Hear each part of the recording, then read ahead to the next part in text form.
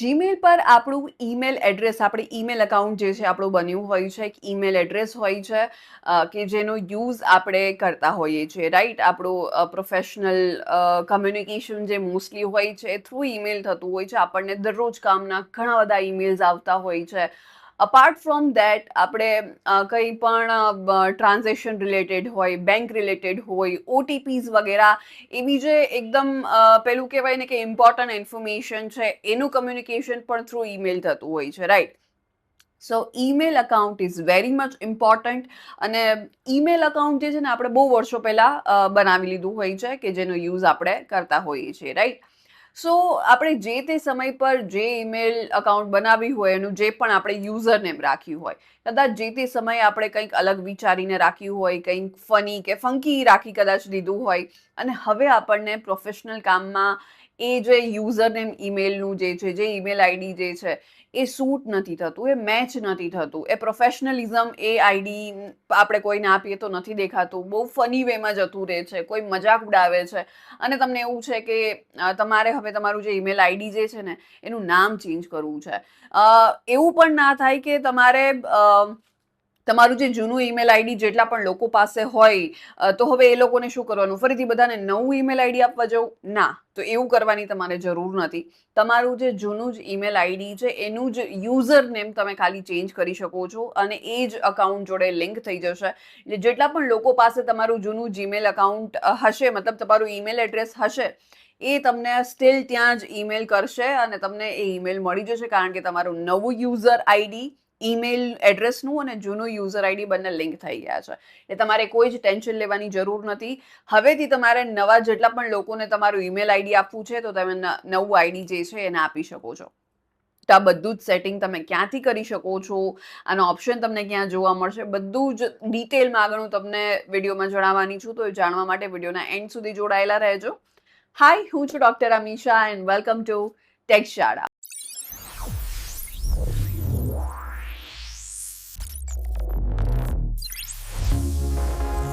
Email ID તમારે change કરવું હોય, એનું યુઝર નેમ તમારે બદલવું હોય તો એની આખી પ્રોસેસ હું તમારા જોડે આગળ શેર કરી જ રહી છું. પણ એની પહેલા આ યુટ્યુબ ચેનલને તમે જરૂરથી સબસ્ક્રાઇબ કરી દેજો, કારણ કે આ યુટ્યુબ ચેનલ પર આપણે દરરોજ ઇન્ફોર્મેશન હોય, એઆઈ યાની કે આર્ટિફિશિયલ ઇન્ટેલિજન્સ હોય, સાયબર એન્ડ સિક્યોરિટી હોય કે પછી ટેકનોલોજી, આ બધા જ વિષયને લગતા ઇન્ફોર્મેટિવ વિડીયોઝ હું દરરોજ અહીંયાથી અપલોડ કરવાની છું, શેર કરવાની છું, જેથી તમે ઘરે બેઠા ગુજરાતી જેવી સરળ અને સિમ્પલ ભાષામાં ટેકનોલોજી શીખી શકો.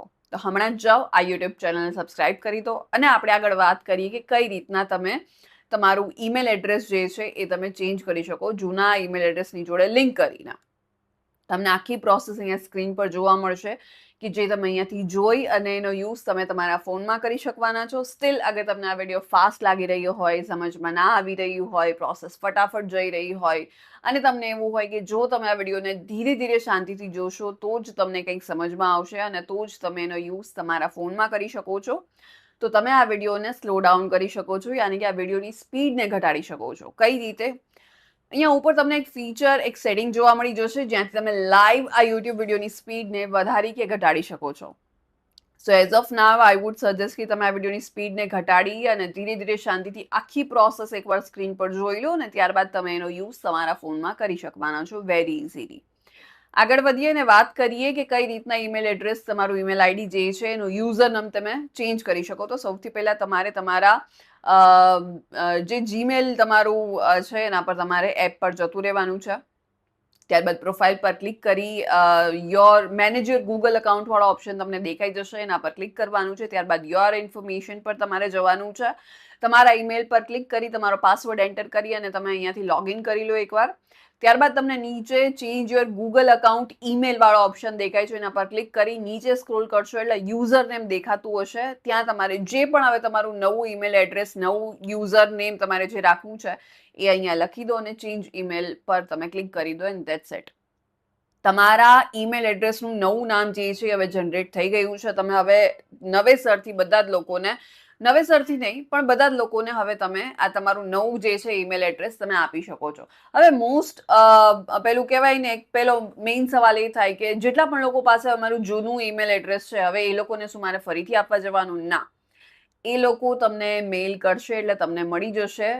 સેમ ઈમેલ એડ્રેસ ભલે એમના પાસે રહ્યું, એમને તમારે નવું આપવાની જરૂર નથી, કારણ કે તમારું નવું નામ, જે નવું ઈમેલ એડ્રેસ તમે બનાવ્યું છે એ, અને તમારું જૂનું જે ઈમેલ એડ્રેસ નામ હતું એ બંને લિંક થઈ ગયા છે. બેમાંથી જે પણ કોઈ પણ વ્યક્તિ પાસે હશે એ તમને ઈમેલ મોકલશે એટલે તમને મળી જશે. હમણાં જ આવા હેક ટ્રાય કરો, વર્ક કરે છે કે નહીં મને જરૂરથી કમેન્ટમાં જણાવો. આ ઇન્ફોર્મેશનને તમારા ફ્રેન્ડ્સ અને ફેમિલી જોડે શેર કરો. એન્ડ યસ, આ યુટ્યુબ ચેનલને સબસ્ક્રાઇબ કરવાનું ના ભૂલતા, કારણ કે આ યુટ્યુબ ચેનલ પર આપણે દરરોજ ઇન્ફોર્મેશન હોય, એઆઈ હોય, સાયબર એન્ડ સિક્યોરિટી હોય કે પછી ટેકનોલોજી, આ બધા જ વિષયને લગતા ઇન્ફોર્મેટિવ વિડીયોઝ હું દરરોજ અહીંયાથી શેર કરવાની છું, જેથી તમે ઘરે બેઠા ગુજરાતી જેવી સરળ અને સિમ્પલ ભાષામાં ટેકનોલોજી શીખી શકો. તો હમણાં જ જાઓ, આ યુટ્યુબ ચેનલને સબસ્ક્રાઇબ કરી દો, અને આપણે મળીશું નેક્સ્ટ વિડીયોમાં.